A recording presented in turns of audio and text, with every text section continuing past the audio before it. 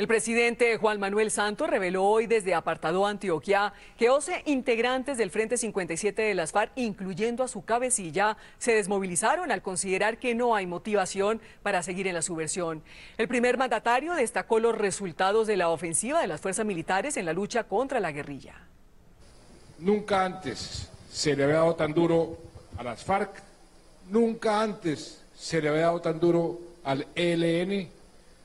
El número de sus integrantes armados con fusil está en el nivel más reducido desde que se lleva un conteo, tanto de las FARC como del ELN.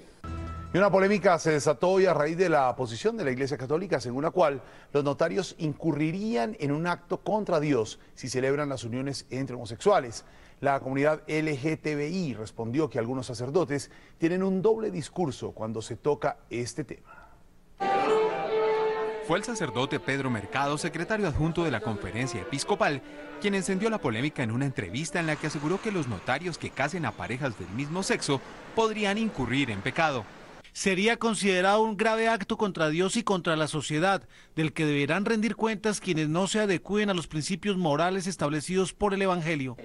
De inmediato, representantes de la comunidad LGTBI, como el abogado Germán Humberto Rincón Perfetti, rechazaron el pronunciamiento de la Iglesia al afirmar que muchos sacerdotes tienen un doble discurso. En lo público nos tachan de lo peor y luego en lo privado nos llaman a sus sábanas. Los notarios, si desean, pueden decir que hay una objeción de conciencia. Y recordó el caso de un homosexual a quien la Corte Constitucional le otorgó la pensión de sobreviviente luego de la muerte de su pareja, quien era sacerdote. De todas maneras hay un tabú respecto a muchas cosas. Entonces, pues ese tabú es muy difícil quitárselo a la gente de sus mentes, ¿no? El notario 28 de Bogotá, Pablo Julio Cruz, afirmó que lo que va a ocurrir a partir del próximo 20 de junio es que se van a celebrar uniones con efectos muy parecidos al matrimonio entre parejas heterosexuales, incluso con la posibilidad que se utilice una palabra parecida. Entre otras porque el concepto matrimonio es un concepto cultural que no corresponde ni es de propiedad exclusiva de un grupo, de una iglesia o de un sector. Noticias Caracol trató de comunicarse con el sacerdote Mercado y con alguna autoridad de la Iglesia Católica, pero no fue posible contactarlos. Gracias por continuar con nosotros. Una racha de accidentes de tránsito se registró en el departamento del Meta. En solo 10 horas, 8 personas murieron y 8 más resultaron heridas. Vamos en vivo a la capital del Meta. Eduard García, ¿qué es lo último? Buenas noches y adelante. María Lucía, buenas noches. Lo último es que familiares y amigos de las personas fallecidas en estos 3 accidentes que se presentaron en las diferentes vías del departamento del Meta llegaron hasta el Instituto de Medicina Legal para recibir los cuerpos de sus seres queridos. Veamos lo que sucedió en estos accidentes, en esta racha de accidentes. Así quedó el bus de servicio público que chocó aparatosamente con esta tractomula, dejando a 6 personas muertas y 7 más heridas en la vía Villavicencio-Puerto López. Familiares de las víctimas pidieron prudencia a los conductores para evitar accidentes. Uno ir a la ligera no saca nada, pues ir con precaución. Algunos de los heridos continúan en observación en centros médicos del Meta. De esos 5 pacientes, 3 eran mujeres, 2 hombres, ya uno de ellos ya le dimos de alta, que era el menor de 13 años y ya se puede estar con su familia. 2 de las mujeres están en unidad de cuidado intensivo por politraumatismos severos. Visiblemente afectada, la hermana de Jonathan Maecha, un joven de 18 años que murió en el accidente, lamentó lo sucedido. Mi hermano era todo. Era mi único hermano. En la madrugada 2 tractomulas se estrellaron y se incendiaron en la antigua vía que conduce a Bogotá.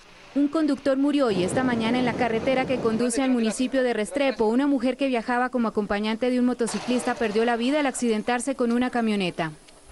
Las autoridades continúan investigando las posibles causas de estos accidentes y le piden a los conductores que tengan prudencia a la hora de manejar. En Villavicencio, Eduard García, Noticias Caracol. Don Eduard, gracias. Y ahora veamos estas imágenes que nos llegan desde el Departamento del Atlántico. Allí este bus de servicio interdepartamental se volcó en el municipio de Ponedera, dejando 2 personas muertas, entre ellas un niño de 5 años. Otros 20 pasajeros resultaron heridos y fueron trasladados a distintas clínicas de municipios cercanos. La empresa a la que pertenece el bus informó que el conductor perdió el control del vehículo al intentar esquivar un lote de vacas que se desplazaba por su carril. Sin embargo, la policía vial inició su propia investigación para aclarar lo sucedido.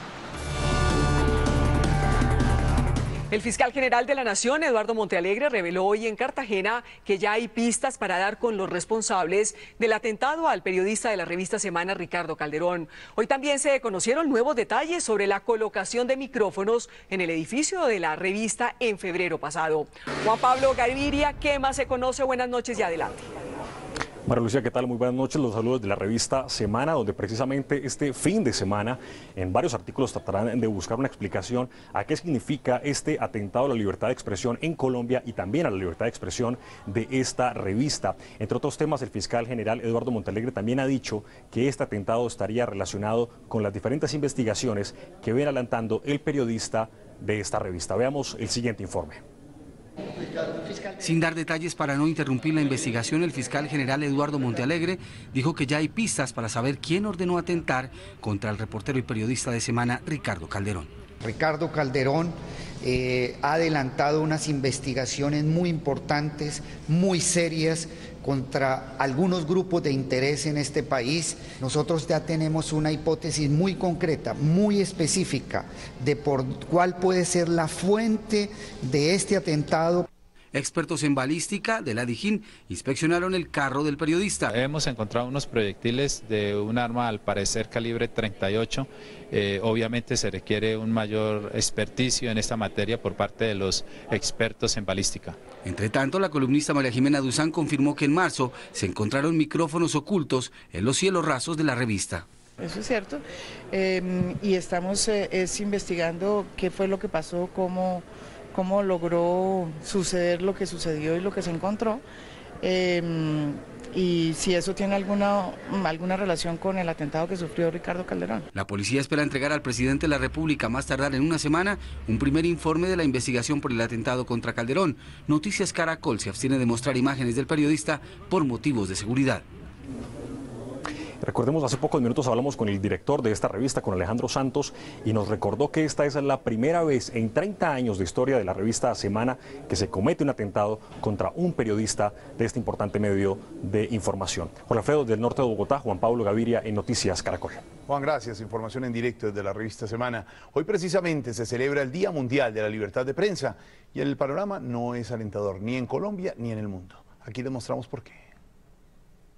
Esta fue la primera página del diario El Espectador hoy y sirvió para conmemorar el Día Mundial de la Libertad de Prensa y rechazar el atentado contra el periodista de la revista Semana, Ricardo Calderón. Creo que es un mensaje directo a todos quienes crean que con la violencia nos van a callar a los periodistas o van a impedir nuestro trabajo, de decirles que aquí estamos, que estamos todos unidos y solidarios con Ricardo y con cualquier periodista que sea atacado. En el departamento de Magdalena, mientras tanto, 12 periodistas están amenazados. Bandas criminales se atribuyen las amenazas y donde yo aparezco en un listado de 10 periodistas. Y es que el Comité de Protección de Periodistas ubica a Colombia en el 5º lugar en casos de impunidad en violencia contra los comunicadores, apenas superada por países como Irak y Filipinas. Son 44 periodistas caídos en represalia directa por su labor desde 1992, ¿no? Es un número muy alto. Otro de los datos que refleja la complejidad del panorama de los periodistas es que alrededor de 300 profesionales están en cárceles en el mundo y en muchos casos, según Reporteros Sin Fronteras, no cuentan con las garantías para defenderse. El próximo miércoles se firmará el contrato entre el IDU y el consorcio conformado por 2 firmas españolas y una colombiana para dar inicio a la fase de estudios que dejarán listos los diseños de la primera línea del metro pesado de Bogotá. Así lo denunció el alcalde de Bogotá. Además, el IDU explicó que el metro tendrá 28 estaciones que estarán ubicadas a lo largo de 27 kilómetros y su recorrido partirá desde el Tintal, pasará por el centro de la ciudad y llegará a la calle 127 con carrera novena. Una vez legalizado el contrato, se calcula que dentro de 15 meses estarían los estudios de ingeniería básica avanzada. ¿Qué viene después de eso? Estructurar la licitación, estructurar también financieramente el proyecto y en el año 2015 hacer la licitación del mismo para que inicie una construcción que puede tardar alrededor de 4 años. O sea, estamos hablando que entre el año 2018 y 2019 Bogotá ya podría tener la obra física del metro para su disfrute. Imagínense que en Cartagena los habitantes de un barrio hastiados de la violencia de pandilleros y delincuentes decidieron armarse y combatirlos. Ellos aseguran que su acción erradicó los males de su comunidad. Vamos en vivo a Cartagena. Ahí está Carlos Castaño. Carlos, buenas noches. Muy buenas noches, Jorge Alfredo. Estamos hablando de una comunidad de invasión que definitivamente fue estigmatizada como una de las zonas más peligrosas de la ciudad por la acción delictiva de bandas criminales, de pandillas juveniles y de la delincuencia común. Pues bien, ellos, cansados de esta situación, decidieron armarse y crear la primera autodefensa comunitaria. Va bajando 2 sospechosos por la principal. En San Pedro Mártir, un barrio de invasión en el suroccidente de Cartagena, imperaba la ley del más violento. Muy inseguro, peleaban, atracaban.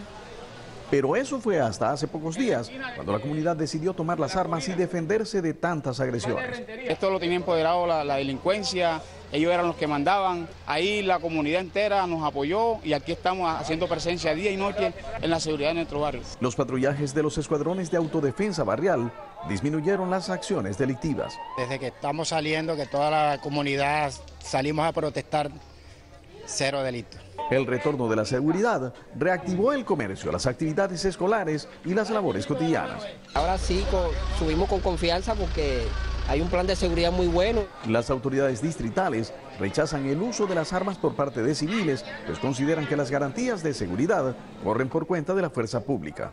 De tal manera que puedan denunciar ante las autoridades los hechos que aquejan a su comunidad. Para analizar el surgimiento de las autodefensas comunitarias, las autoridades de Cartagena convocaron un consejo extraordinario de seguridad. Y estas formas incipientes de autodefensas comunitarias no solamente existen en el suroccidente de Cartagena, como lo mostrábamos, sino también en otros barrios donde operan bandas de alta peligrosidad. Por el momento es toda la información. Sigan ustedes en Bogotá.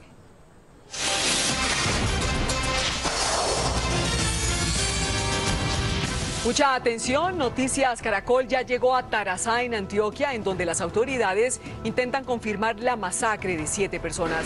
Allí está Beatriz Rojas en vivo. Beatriz, ¿qué es lo último? Buenas noches y adelante.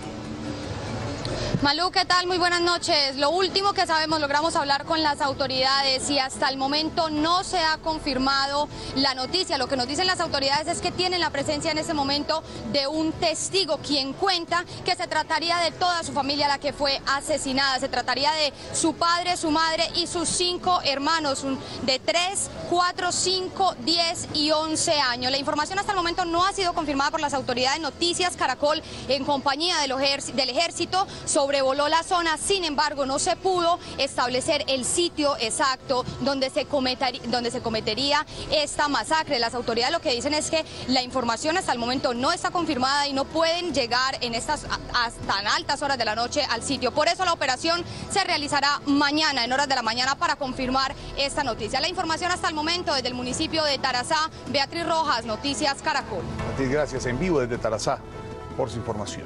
Y no se muevan de Noticias Caracol, porque al final de nuestro noticiero tenemos la confesión de un recluso, un extraditable. Le contó a Noticias Caracol cuánto se paga en la cárcel La Picota para obtener licor, celulares y hasta mujeres. El INPEC responde. Y la Fundación Juancho Correlón se encarga de organizar la Media Maratón de Cali, y para fomentar el atletismo entre la juventud caleña, su director va de colegio en colegio buscando participantes para patrocinar. Esta es la gente que le pone el alma y hace la diferencia en Caracol y Bancolombia, más cerca. En el sur de Cali está la institución técnico-industrial de la Comuna 17 y hasta allí llega Silvio López, el director de la Media Maratón de Cali, a vincular amigos o, como él les dice, mompitas a su competencia. Los niños y jóvenes de la ciudad, porque veíamos que no participaban muchísimo en este tipo de eventos y veíamos que había mucho sedentarismo. Así como los 350 alumnos del IETI, 2.500 jóvenes de 7 colegios de Cali se ven beneficiados con el programa de Juancho Correlón y la Media Maratón Mis Mompitas. Juancho Correlón no solamente facilita la inscripción gratuita de los niños, sino de sus acompañantes. Me ayuda a incentivarme a hacer el deporte, que es algo que a veces a uno de muchacho como que le da pereza. Bien, cambiamos. Y para ello los jóvenes deben cumplir unos requisitos. Ser un buen estudiante, que se vea un compromiso fuerte. Este domingo 5 de mayo los Mompitas iniciarán su preparación en forma en un espacio dispuesto para entrenarse durante los 4 domingos previos a la competencia. Allí demostrarán que lo importante no solo es ganar, sino fortalecer los lazos de amistad a través del atletismo. Eso, muy bien. Un extraditable que estuvo detenido en el pabellón de máxima seguridad de La Picota en Bogotá denunció graves actos de corrupción. El presunto narcotraficante, que está a punto de ser enviado a los Estados Unidos para que responda allí por sus delitos, confesó cuáles son las irregularidades en el pabellón de los extraditables. Noticias Caracol investiga.